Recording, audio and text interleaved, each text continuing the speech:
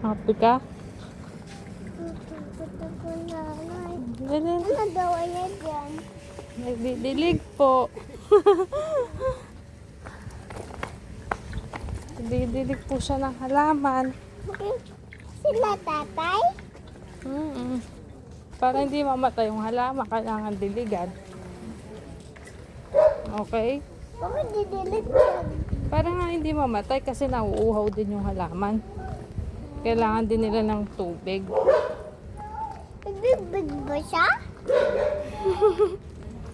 Sisip-sipin lang yun ng lupa, anak, para mabuhay yung halaman. Okay? Ang cute na.